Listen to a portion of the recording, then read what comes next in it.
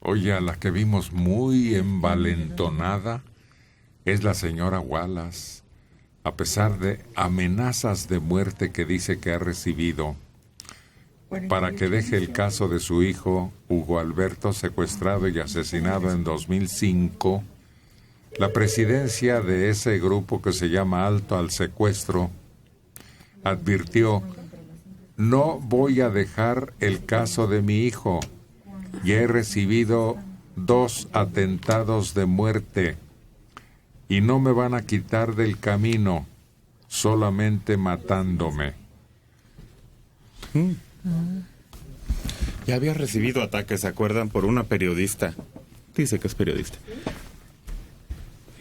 Y es que le echan que el acta de su matrimonio no coincide, que el acta de nacimiento del hijo no va por ahí, que estaba ilegal el que utilizara pues esos espectaculares donde ofrecía recompensas, que las investigaciones no se condujeron.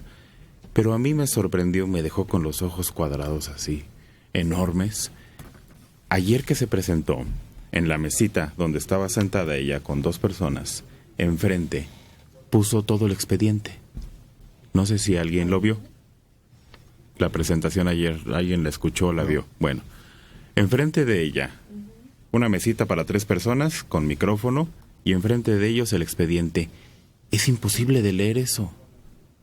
El expediente era del tamaño de la mesa y del largo de la mesa. El puro expediente de su hijo es incapaz cualquiera de tomar eso y ponerse al corriente en al menos un año, yo lo creo. Y ese es el reflejo de los grandes casos en los que la justicia ha estado inmersa. Es decir, quizá no el robo de un Oxxo, un asalto, pero este tipo de cosas. Imagínate que ahorita la Suprema Corte quisiera entrarle. ¿Cuánto tiempo se llevaría, como dices, para revisar? Igual lo de Ayotzinapa. 8 guacales de texto. O sea, llevamos 2 años y seguramente quien quiera volver a entrar tendría que tener un ejército de amanuenses para poder ir sacando datitos y cosas así. Se vuelven prácticamente imposibles y por eso el tiempo es el que gana al final. Derrotas a quien quieres derrotar por cansancio. ¿Y aquí qué va a pasar? Pues no, yo creo que la señora se tiene que sostener, porque además ella puso en evidencia un sistema de justicia que no cumple su cometido. Uh-huh. Ella tuvo que hacer investigaciones, prácticamente fue a capturar a cada uno de los involucrados de acuerdo a la investigación de ella. Y entonces sí, evidentemente las familias de los responsables seguramente quieren defenderse ahora, pero éntrale a este caso, a ver, ahí está el expediente. ¿Quién va a ser el valiente o el guapo que se eche la lectura para hacer una revisión del caso? Y cuando ella le invirtió tiempo, dinero, esfuerzo, hasta hígado, y lo que vienen a decir es que los torturaron, porque dicen, es que me golpearon, para extraerme la verdad me golpearon. Bueno, comprobar eso está en chino. Pero que no lo dijeron en su momento. Pero que nada más en eso se basa la descalificación de la señora, es una tragedia. Y además, exacto, que se atrevan a poner en duda lo de la muerte de su hijo. O sea, ¿por qué aquí sí la tratan así y en el caso de los 43 no? Es decir, aquí sí le cuestionan que no es cierto, entonces no hubo secuestro, tu hijo no sé qué, se fue. O sea, la están cuestionando en un caso tan grave como el serial de los 43. Un secuestro, un levantón, ve tú a saber qué sucedió. Léelo, la están acusando de que su acta de matrimonio está chueca, que el papá del hijo estaba casado cuando tuvo el hijo. Que entonces, bueno, son detalles personales en los que están entrando. Que, bueno, ¿cuántos no tienen acta de nacimiento chueca, equivocada? Se cambiaron la edad los papás, el nombre no está correcto. Eso es un rebane también, pero en eso también se están basando. ¿Eso qué tiene que ver? El hijo existía. Claro. Estaba reconocido por ella, que es lo único que importa. Sí, ahora que la gota de sangre, que el examen... Bueno, regresaron a revisar una gota de sangre de hace 10 años. 11 años. 11. Bueno. Los secuestros cobraron mucha preeminencia porque... el señor, ¿cómo se apellidaba? Gallo. Uh-huh. Sí. Y luego el secuestro del hijo de Martí, del señor. y el otro, el ex nadador. Nelson Vargas. La hija. Su hija. Asesinada. Y luego la captura de una banda que no era la culpable. Y la No, Flor. es que les encontraron 2 secuestradores simultáneos. Sí, era que la Flor, y después salieron los Petricholet, que dijeron, ellos reconocieron el secuestro y además anunciaron su forma de conducirse, ¿no? Sus métodos. Y Que surgió a coincidían. flote ese delito que es tan frecuente y al que no le daban prioridad las autoridades. Y es que también muchas veces no se hacía denuncia. Todos los tratos se hacían acá por debajo del agua, muchas veces la policía no intervenía, hasta que ya los secuestros empezaron a llegar a personas notables, personas reconocidas, personas que tenían cierto peso en la sociedad. Es cuando ya se les empieza a prestar atención y se da cuenta que es toda una mafia la que se desenvuelve, y que además, como vieron que era un negocio muy rentable, hasta familias en los lugares más alejados empiezan a volverse bandas y a actuar como una empresa. A participar. Nuestros compañeros tienen la declaración de Isabel Miranda de Wallace el día de ayer. A ver, escuchemos. Desde hace 2 días he estado recibiendo amenazas en las que me piden que me calle y que me salga de lo que estoy haciendo. Y yo públicamente lo digo, no voy a dejar el caso de mi hijo. Ya he recibido 2 atentados, ya he tenido 2 atentados de muerte y no me van a quitar del camino solamente matándome, porque la justicia para mi hijo la voy a seguir buscando. No voy a dejar el caso de mi hijo impune, como sucede.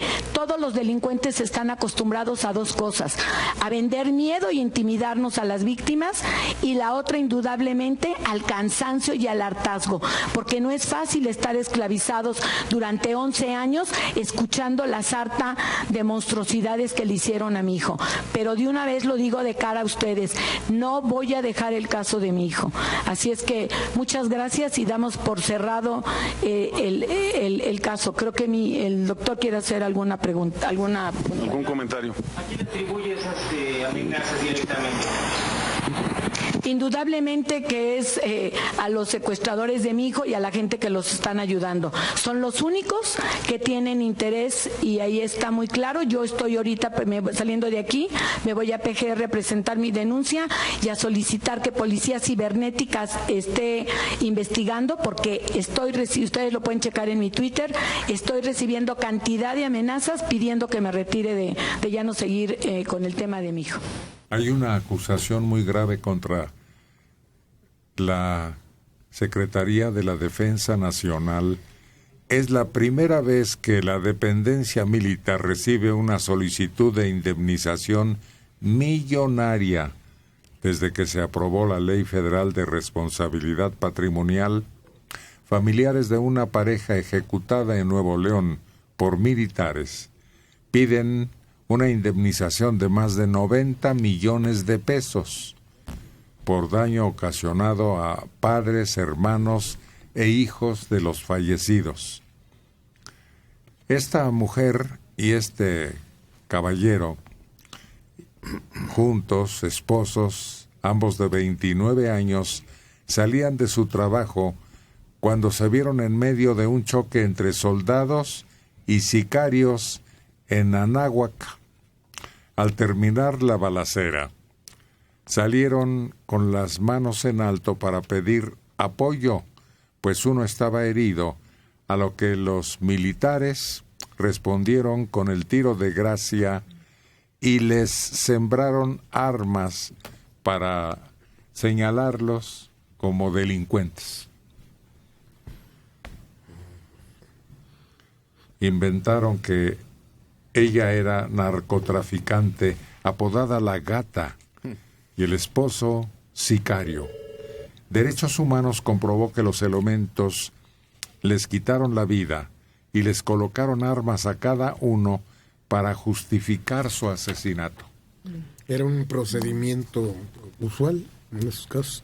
Lo mismo trataron de hacer con los alumnos del Tecnológico de Monterrey que asesinaron. Y le sembraron armas y les quitaron las identificaciones. Pues la defensa de la familia acudió a la Sedena para solicitar esa indemnización por daño moral, tras argumentar que ligar con delincuencia a las víctimas causó un daño terrible al honor y decoro de sus familiares. Son muchos millones. Generalmente pides una cifra muy alta, ¿no? Según los abogados que manejen el asunto, para después atemperar. Pues ojalá prospere. Yo lo veo muy difícil, pero sentaría un precedente de para las Fuerzas Armadas de la manera en cómo proceden de pronto, porque sí hemos visto casos donde pues, los derechos humanos quedan totalmente violentados por falta de preparación, o en este caso fue una cosa totalmente circunstancial. Ellos ni siquiera salieron con las manos en alto. Pero tienen que probar todo eso. Pues claro, están apoyados por Derechos Humanos que realizaron la investigación.